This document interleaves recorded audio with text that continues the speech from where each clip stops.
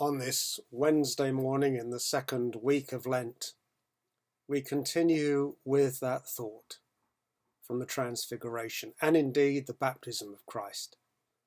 Listen to him. And in Matthew chapter 20, Jesus takes aside his apostles one more time in terms of a prophetic word. Interesting that this is the third time that Jesus says the same thing.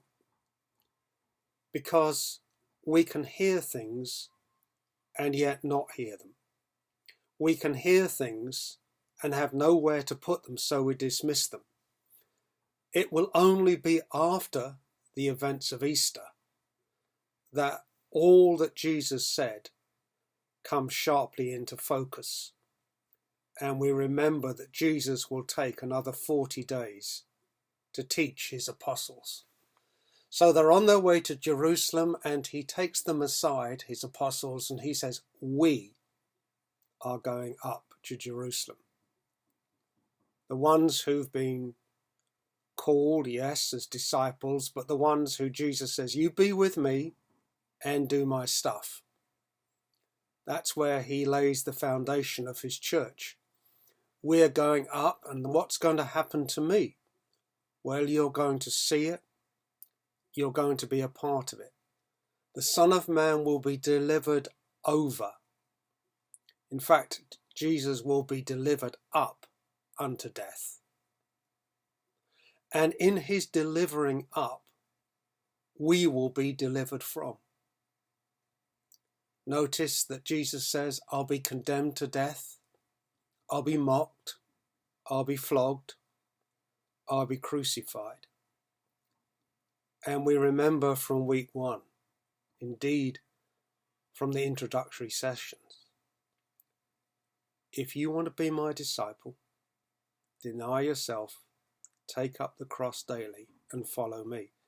Now that may sound very costly, but actually you will discover that as we live that lifestyle, you can't outgive God. We get so much more than we can ever offer to him. On the third day, he will be raised to life, and that's where we live now. We live in the goodness of his resurrection, even though we continue to wait for our resurrected body.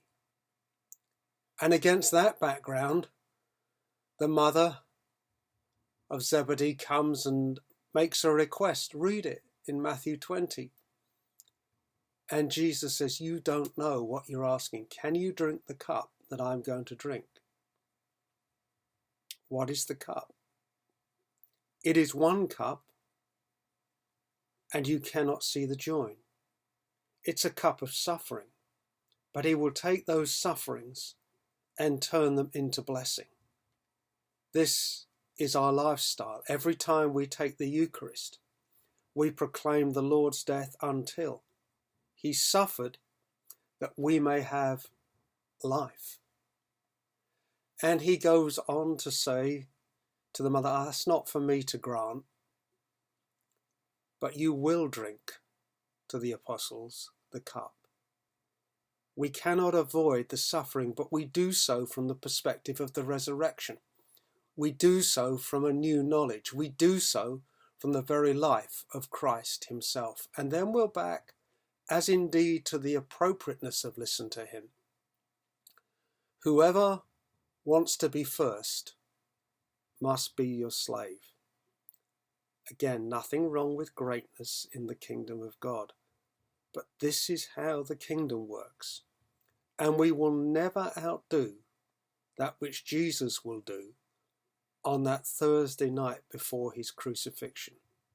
He will take a towel, a basin of water, and because there was no other obvious slave in the room, he himself, fully God and fully man, will wash his disciples, his apostles' feet.